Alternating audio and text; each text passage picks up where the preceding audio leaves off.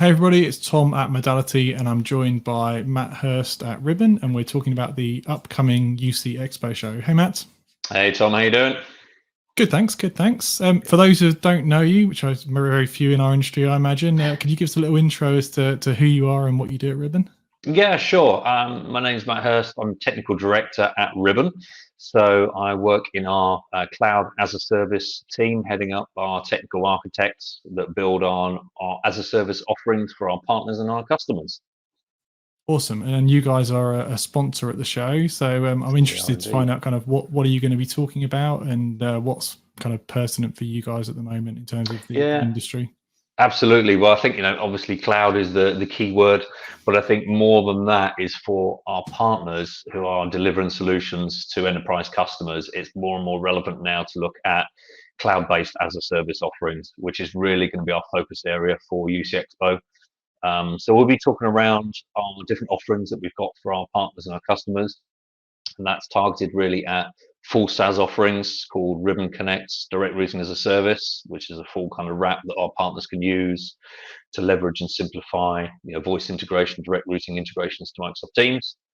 But also on top of that, we'll be talking about our SBC as a service offerings as well, Tom. So this is really going to be focused more on our partners who have advanced skill sets, who want to build their own full managed service offerings, either in the cloud or perhaps even on premise for certain geolocations that's a requirement, and how they can work with Ribbon to deploy our SBCs, but have that under more of an OpEx MRR model than the traditional CapEx model that has been in the past.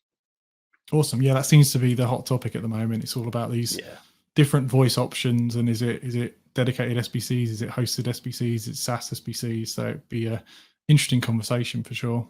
Yeah, absolutely.